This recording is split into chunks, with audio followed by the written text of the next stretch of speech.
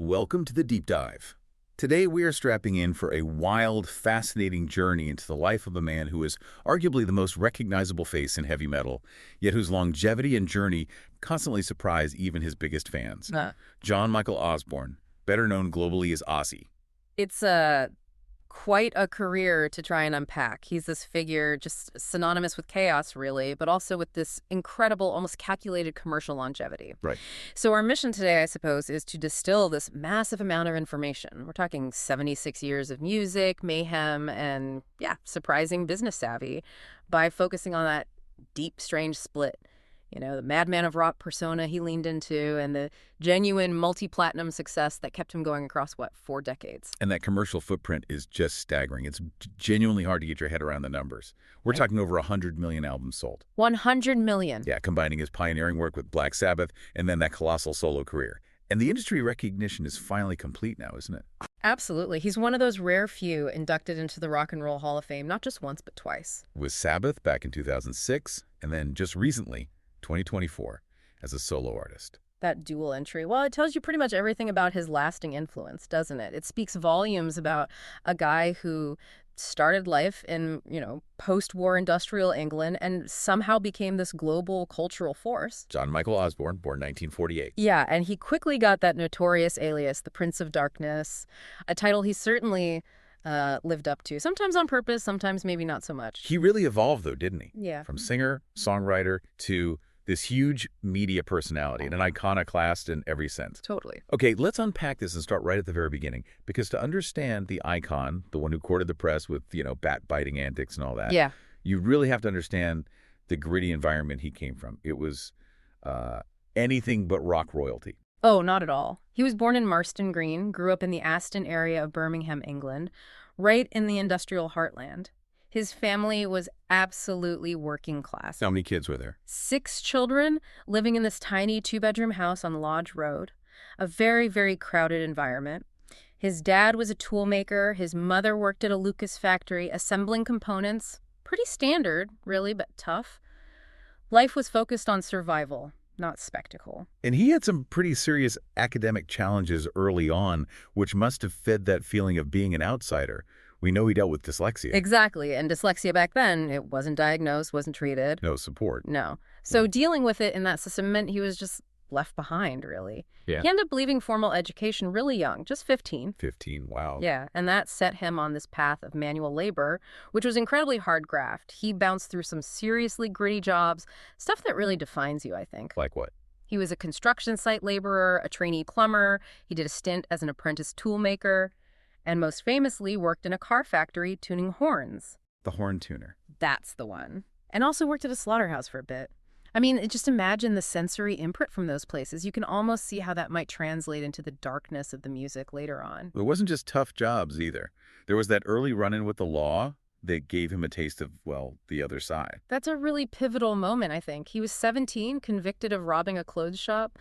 Just petty theft, really. Right. The fine wasn't huge, but his father, in this kind of severe attempt to teach him a lesson. Tough love. Proper tough love. He refused to pay the fine. So Ozzy ended up spending 6 weeks in Winson Green prison. 6 weeks in jail at 17. Yeah. That grounded, harsh start really frames everything that came later, doesn't it? The whole rock star fantasy, the wealth, the fame. It must have felt absolutely miles away from that cell. But the fantasy did take hold somewhere along the line. What was the initial spark? What pulled him towards music? Because it wasn't the dark, gloomy metal we know him for now, was it? Not at all. You nailed it. It was pure pop genius. He credits hearing the Beatles, specifically their song She Loves You, back in 1963. He would have been, 14? Yeah, just a kid. And he saw that power, that excitement. In a documentary later, he said the Beatles made him realize he was going to be a rock star the rest of his life. Apparently pinned a note for his dad saying, just that, I'm leaving to become a rock star. Amazing. And that inspiration, mixed with the sort of grim reality of Birmingham, led directly to the birth of heavy metal itself. It did, eventually, but it was a pretty fragmented, almost desperate start. Late 67, Geezer Butler still Stillfoot. Terrence Butler then recruited Ozzy for his first band, Rare Breed. How did it go? It lasted 2 gigs, then broke up, but the connection was there. They soon regrouped, brought in Tony Iommi on guitar and Bill Ward on drums. both from a band called Mythology that had just split. And they started as Pocahontas Blues. Pocahontas Blues, yeah. Then briefly, very briefly, Earth. And the definitive name change, Black Sabbath, came from that booking mix-up. That's such a classic rock and roll origin story. It really is. Hilarious and very Ozzy somehow. They got booked for a gig meant for a different band, also called Earth. So to avoid confusion, they settled on Black Sabbath in August 1969. Inspired by the Boris Karloff horror film. Exactly, which was just a stroke of genius looking back. It immediately signaled how different they were from the standard blues rock scene everyone else was doing. What's fascinating is how consciously they developed that sound, really leaning into the dark, gloomy aesthetic that would define, well, doom metal. It wasn't just artistic whim either, it was quite commercially savvy in a way. They noticed audiences actually liked being frightened. That horror vibe gave them a unique selling point. Right. But the real moment of musical and lyrical definition, that came directly from Geezer Butler. He'd read an occult book, apparently, and shortly after woke up convinced he saw this dark figure, a specter, standing at the end of his bed. Creepy. Very. He told Ozzy about this terrifying experience, and together they wrote the lyrics to Black Sabbath, their first song that really went down that dark path. And musically, they tapped into something quite specific too, didn't they? That's a tritone? The Devil's Chord. That's right. That incredibly heavy, dissonant riff in the song Black Sabbath. It uses the tritone, the augmented fourth interval. It just inherently sounds unsettling, full of dread. Medieval music supposedly banned it for that reason. Wow. Plus, Tony Iommi. You have to remember his backstory, too. He'd had that awful factory accident, severed the tips of 2 fingers on his fretting hand. Right, he made his own prosthetic tips. Yeah, out of melted plastic bottle caps and leather. And to make playing easier, he had to tune his guitar down low. That lower tuning, further deepened the sound, made it heavier, slower, more menacing. It was entirely new.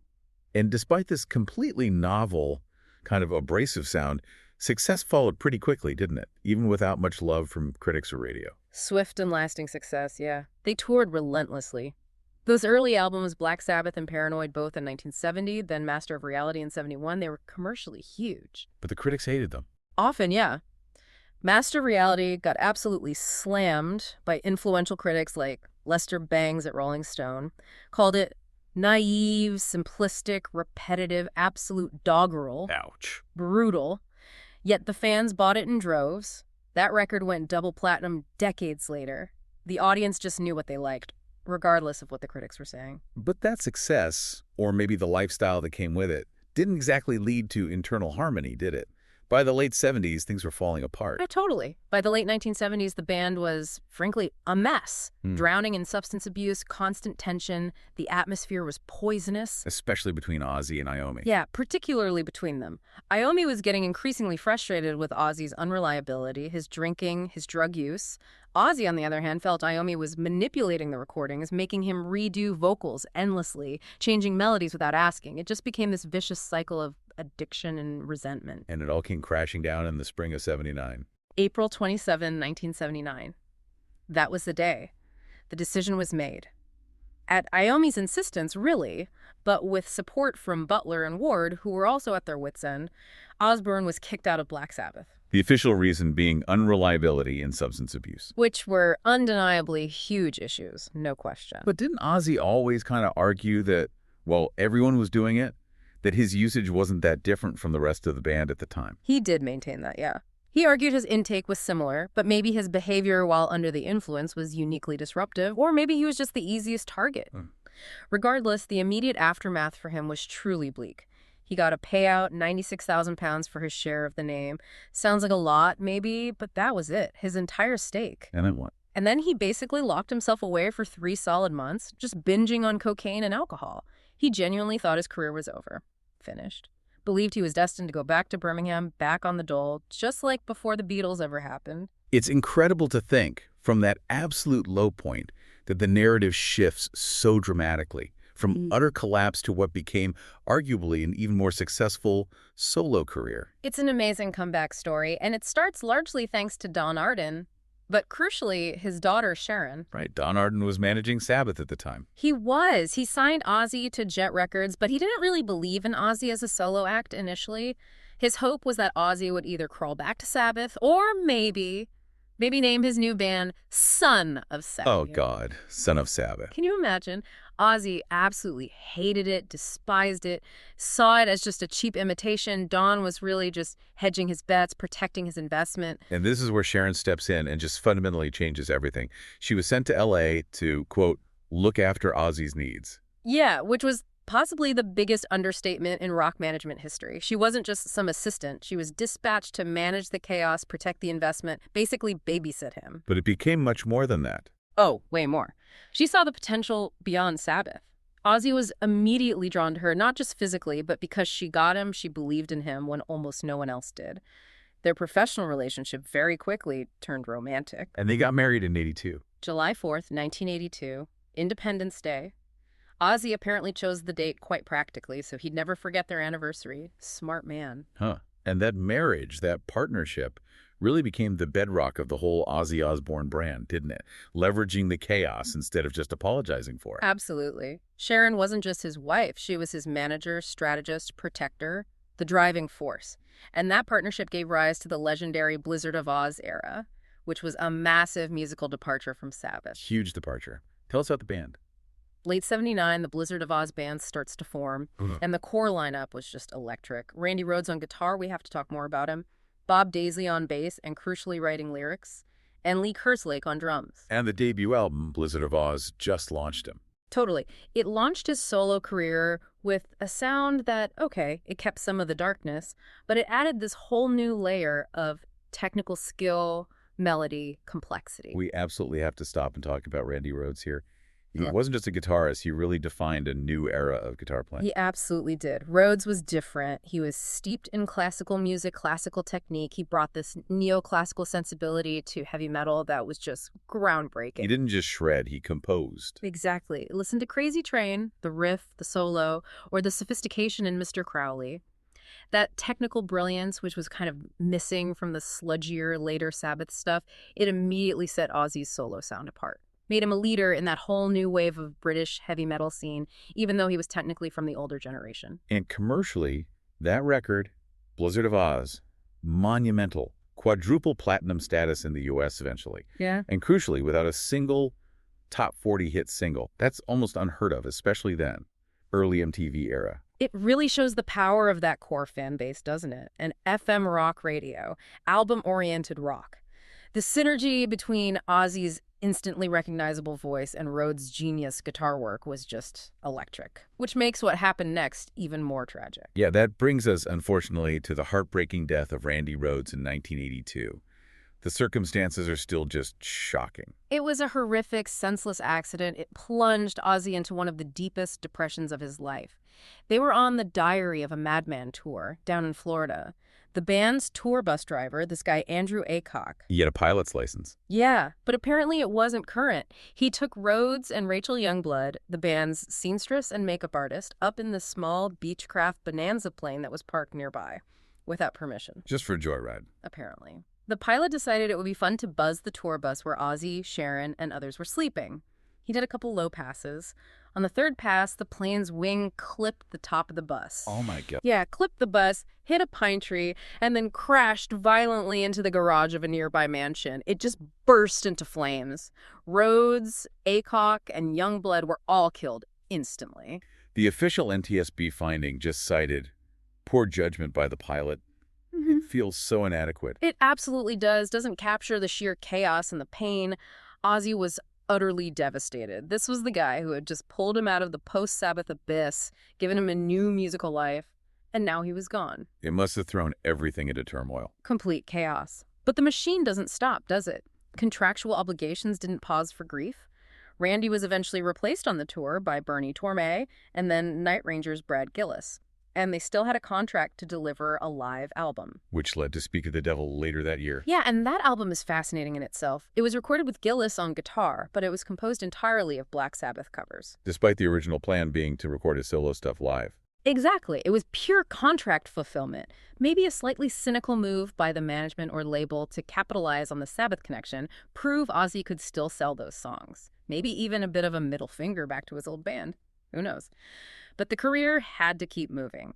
And Sharon was absolutely instrumental in making sure that happened somehow, despite the emotional wreckage. They had to pivot quickly, find new talent to try and stabilize things after that tragedy. They did. Jake E. Lee came in for the 1983 album Bark at the Moon. Very talented player, contributed some great heavy tracks. Bark at the Moon itself is a classic. But the really enduring replacement for Rhodes, the one who became synonymous with Ozzy's sound for decades, arrived a bit later. Zakk Wylde arrived in 87, first appearing on the 88 album No Rest for the Wicked. Wylde was just a powerhouse. He had that Rhodes technical skill, sure, but blended it with this heavier, bluesier, almost southern rock pinch harmonic squealing style. He became Ozzy's longest-serving musical partner, really, provided that essential guitar backbone for years. And which albums really cemented that mid-career success? The ones that proved Ozzy wasn't just trading on Sabbath nostalgia or the early Rhodes magic? Well, you've got The Ultimate Sin in 1986. That did really well, was his highest-charting studio album up to that point. But I think the real commercial peak of that era was 1991's No More Tears. Mama, I'm Coming Home. Exactly. That album spawned that huge hit, Mama, I'm Coming Home, which was, a surprisingly gentle, melodic ballad for Ozzy. Showed a different side. And interestingly, this was also the period where he started using major outside songwriters more. Like Lemmy from Motorhead co-wrote several tracks on No More Tears. It felt like a further professionalizing of the operation. After all that renewed success, the sheer irony of then announcing a retirement tour. It's just classic rock and roll theater, isn't it? Absolutely classic. In 1992, he launched the No More Tours tour, a very cheeky pun on the No More Tears album title. And how long did that retirement last? Predictably short-lived. But even in that supposed winding down, his power was undeniable.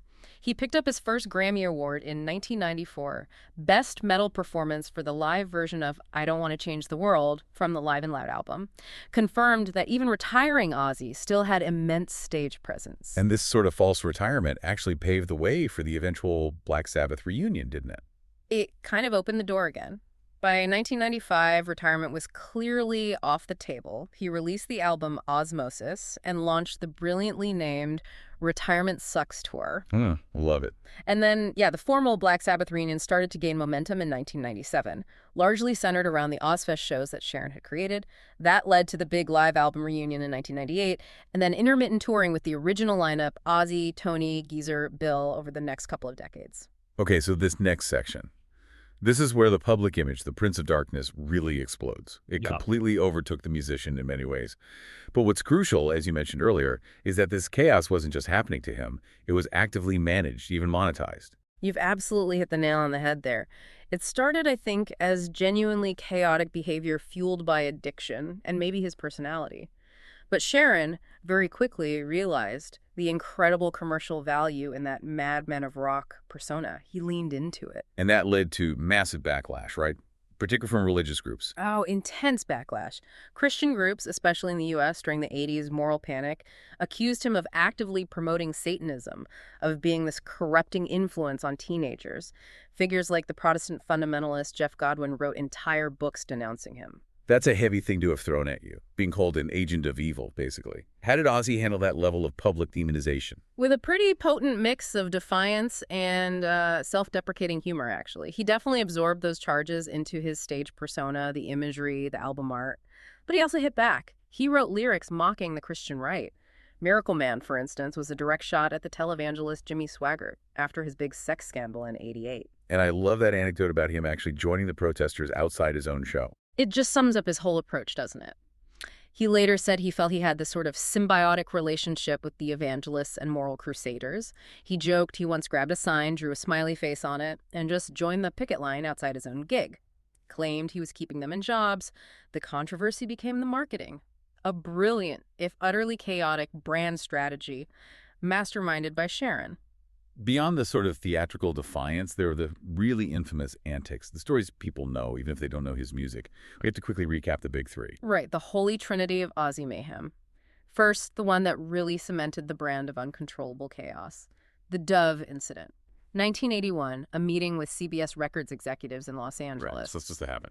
Well, allegedly, the plan was he'd release a couple of doves as a symbol of peace, a surprisingly gentle gesture for the Prince of Darkness. But he was heavily intoxicated. Instead of releasing the dove, He bit its head off. No. Yes. Bit its head off, then spat the head out onto the conference table. The shock value was instantaneous and, frankly, priceless for building that madman image. Okay, that's grim. And then the bad incident, which instantly became rock mythology. That was 1982 in Des Moines, Iowa. During a show, someone in the crowd threw a bat onto the stage. Ozzy, apparently thinking it was just a rubber prop, Picked it up and bit its head off. picked it up, bit its head off. It was only when the poor thing apparently reacted or its head detached in his mouth that he realized it was real. Ugh. Was it definitely alive? Well, the fan who threw it later claimed it was already dead, but Ozzy insisted it bit him. Either way, he had to undergo this horrible, painful course of rabies vaccinations afterwards, something he often joked about later, but it was a very serious medical situation at the time. And finally, the incident that got him banned from a major U.S. city, the Alamo. The Alamo incident, also in 1982. This one really shows how the substance abuse blurred the lines between, stage antics and actual criminal behavior. He was drunk, really drunk, and for some reason, wearing his wife Sharon's dress. Why the dress? Apparently for a photo shoot, and his own clothes had been confiscated earlier because he was being disruptive. So wearing the dress, he wandered outside and urinated on the Alamo Cenotaph in San Antonio, Texas. Memorial. Yeah, the monument honoring the defenders who died at the Battle of the Alamo. A hugely revered historical site. He was arrested almost immediately, fined, and then banned from performing in the city of San Antonio for a whole decade. Real-world consequences that time. Speaking of serious consequences, we absolutely have to spend some time on the suicide solution lawsuits.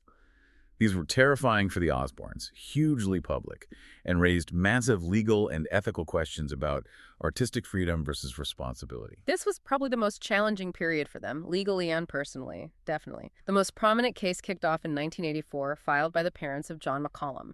He was a 19-year-old kid who tragically took his own life, allegedly while listening to Ozzy's song Suicide Solution, and similar lawsuits followed, involving the suicides of Michael Waller and Harold Hamilton in the following years. And the central allegation was incredibly inflammatory, tapping right into the satanic panic of the 80s. That the song contained hidden, subliminal, or maybe even backmasked messages encouraging suicide. Exactly. Critics and the plaintiffs claimed they could hear phrases like, "get the gun," or "shoot, shoot, shoot" if you played it backwards, or that the main lyrics themselves, even forwards, were an incitement. The specific line often cited was misinterpreted as "suicide is the only way out." The parents argued the music wasn't just expressing dark themes, it was directly causing lethal action. That's a heavy accusation. How did the defense counter that? The defense primarily centered on First Amendment rights, freedom of speech, and the artistic interpretation of the song. But what's really fascinating and complicates the narrative is that even within Ozzy's own camp, there wasn't a clear, single meaning attributed to the song. Right, tell us about that conflict. Well, Ozzy himself consistently claimed the song was intended as a warning against the dangers of alcoholism. He often said it was specifically inspired by the tragic death of Bon Scott, the AC/DC singer who died from acute alcohol poisoning in 1980. Solution, meaning liquid, as in alcohol. Okay, that makes sense. But Bob Daisley, the bassist who actually wrote the lyrics for the song, stated in court documents and interviews that the song was not about Bon Scott. He said it was written directly about Ozzy's own severe drinking problems at the time. Hence the title, Suicide Solution, meaning alcohol as a deadly suicidal path for Ozzy himself. Wow. So even the creators disagreed on the intent. What did the courts decide? Because these cases could have had huge ramifications for the entire music industry. Ultimately, the courts consistently ruled in Osbourne's favor. They determined there was no provable causal link between the song and the tragic suicides. Critically, the rulings affirmed that for speech to be considered unprotected incitement, it has to be shown to directly advocate or command imminent lawless action. And the song just didn't meet that high legal bar. So legally, he was cleared. Legally, yes. But the damage was done in many ways. The ambiguity of the song's meaning, combined with the horrific nature of the accusations and the intense negative media coverage, it permanently cemented his reputation in many conservative circles as a dangerous, corrupting figure. Even winning the court cases didn't erase that stigma. Yet despite all that controversy, or maybe even fueled by it, Sharon managed to pivot that energy into something incredibly successful and mainstream. Ozzfest. Ozzfest. It started in 1996, and the origin story is pure Sharon Osbourne tenacity. Apparently, Ozzy had been rejected by Lollapalooza, the big alternative festival at the time. They didn't think he fit. Their loss. Huge loss. Sharon, seeing this gap in the market for a major festival dedicated to hard rock and metal acts, just decided, fine, we'll do our own. And Ozfest became an immediate, massive financial and cultural success. The numbers were huge, weren't they? Astonishing. By 2005, it had reportedly grossed over $170 million. More importantly, it became this crucial launching pad for countless hard rock and heavy metal bands who were getting ignored by mainstream radio and MTV. Bands like Slipknot, System of a Down, Disturbed, they owe a huge debt to Ozfest. And then came the move that took him from being a heavy metal icon known mainly to rock fans to being a genuine household name familiar to, like, your grandma. Yeah. Reality TV. The Osbournes, yeah, the MTV reality show, ran from 2002 to 2005. It completely transformed his public image and made him this mainstream celebrity in a way music alone never could. It really is seen as a pioneer of that whole celebrity family reality TV genre, isn't it? Absolutely. It showcased their chaotic, dysfunctional, but weirdly endearing home life. It humanized Ozzy. He went from being the terrifying Prince of Darkness to this sort of lovable, bumbling, slightly out of it dad shuffling around the house looking for the remote control. The contrast was amazing. It was huge. The show was so massively popular that the family even hosted the 30th Annual American Music Awards in 2003, which was, predictably, marked by just constant bleeping and censorship because Ozzy and Sharon couldn't stop swearing or making outrageous comments. They brought their unique brand of chaos right into the heart of primetime network television. We really can't leave this section without fully acknowledging the sheer scale of the substance abuse, because it's tragically woven through his entire story, especially his relationship with Sharon. The excess was truly extreme, almost cartoonish at times, but with very real, dark consequences. It absolutely defines this era of chaos. He claimed, for instance, to have taken LSD every single day for 2 years straight back in the Sabbath days. Every day for 2 years. That's what he claimed. We talked about that 3-month binge after getting fired. Former bandmates, like bassist Rudy Sarzo, who played with him in the early 80s, wrote about the constant frustration of canceled shows, the violent mood swings he was prone to when drunk or high. It wasn't just rock star partying, it was debilitating. And the most disturbing incident, the one that revealed the truly terrifying side of his addiction, happened in 1989. That was a real breaking point. Sharon has spoken about it openly. He came back from the Moscow Music Peace Festival, this big event meant to symbolize East-West cooperation, completely out of his mind on drink and drugs. And he tried to strangle her. He tried to kill her. That's what she said. In an intoxicated blackout, he attacked her. She managed to hit a panic button. Police arrived. He was arrested. She pressed charges initially, but ultimately dropped them after he agreed to enter a serious, mandated 6-month rehabilitation program. She later said she had to choose between destroying his life by pursuing the charges or trying to regain her faith in him during recovery. That's an impossible choice. Unimaginable. And Ozzy himself later admitted to other shocking acts done while severely impaired, things that went way beyond biting heads off animals, shooting all 17 of his pet cats one by one because he was bored and drunk, snorting a line of live ants off the pavement on a dare, tossing raw meat into the crowd at gigs.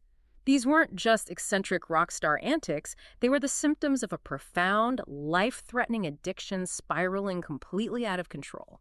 It is, frankly, a genuine miracle, given everything we've just discussed in that last section, that Ozzy Osbourne survived as long as he did. Yeah. He was often described as being indestructible, like a medical marvel. Yeah. But the last couple of decades really saw him confront significant, debilitating health battles. Yeah, the physical toll of decades of, extreme self-abuse finally caught up with him, but he fought it relentlessly, didn't he? He'd always suffered from tremors, which for years he just put down to residual damage from all the drink and drugs. Yeah. But in 2003, it was confirmed. He had a genetic form of Parkinson's disease, specifically Parkin2, which apparently affects motor control, required daily medication to manage the symptoms.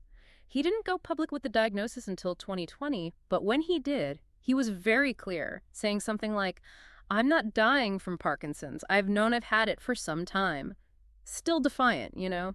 And the physical setbacks just kept piling up, didn't they, making the demands of touring seem almost impossible. They really compounded the problem, massively. In December 2003, he had that absolutely horrific quad bike accident on his estate in Buckinghamshire. That sounded awful. It was incredibly serious. He flipped the bike, broke his collarbone, 8 ribs, and crucially a vertebra in his neck. The crash was so bad he actually stopped breathing at the scene. His bodyguard at the time, Sam Rustin, had to perform resuscitation before he was airlifted to hospital.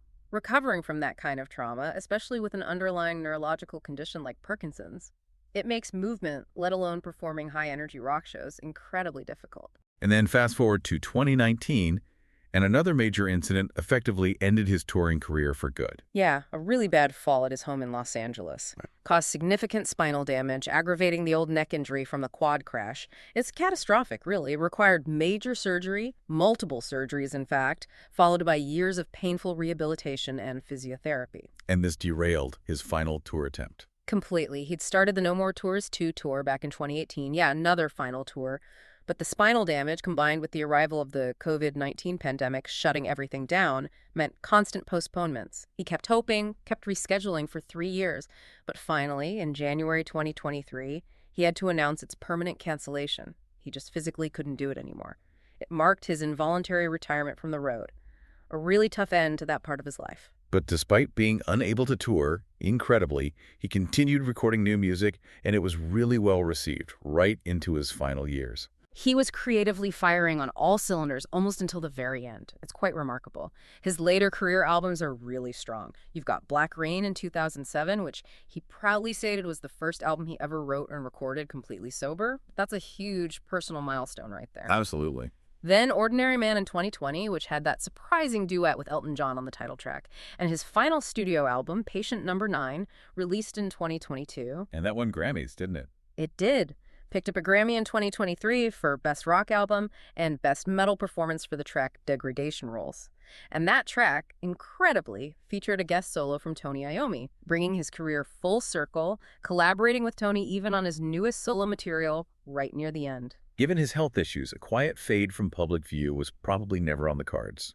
His journey almost had to end with one final, dramatic, and really poignant farewell performance, back where it all began.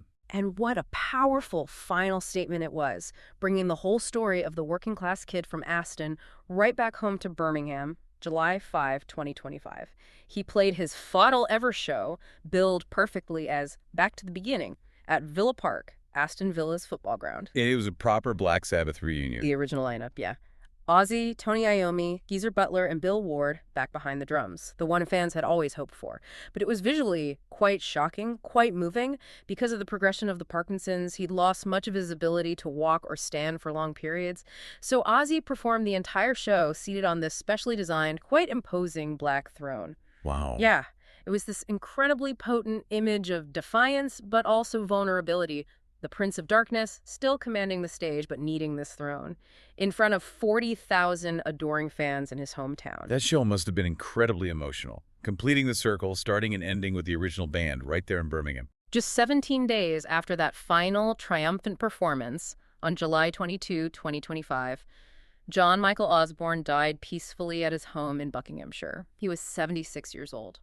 And the cause of death? The official cause was listed as acute myocardial infarction, heart attack, and out-of-hospital cardiac arrest. Doctors associated it with his underlying coronary artery disease, likely exacerbated by the long-term effects of Parkinson's disease. The tributes that followed were immense, weren't they? Highlighting his unique status, stretching way beyond just the hard rock community. The public outpouring was huge. There was a massive funeral cortege procession through Birmingham.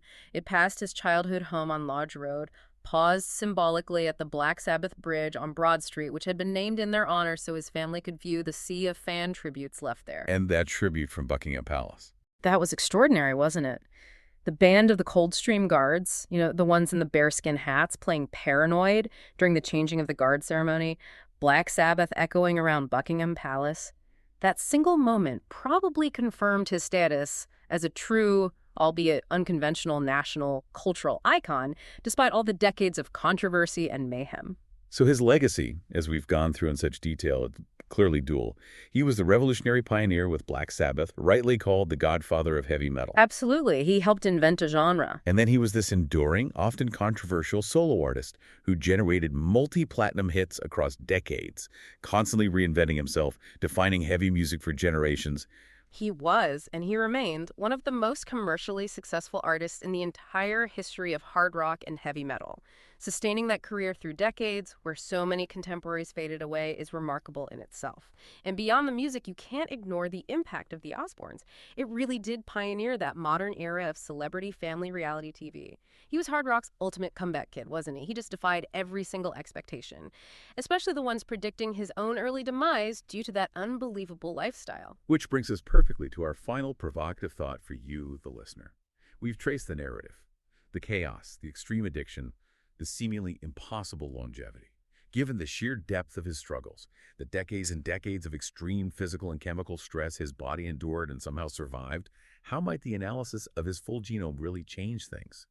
Remember, scientists at this company, Gnome, famously sequenced his entire DNA back in 2010, looking for answers. Could that genetic blueprint truly redefine our understanding of human survival under extreme adversity? Is there something fundamentally biologically different about Ozzy Osbourne that allowed him to outlast a lifestyle that killed so many others? Perhaps offering us biological insights that reach far beyond just the world of rock and roll.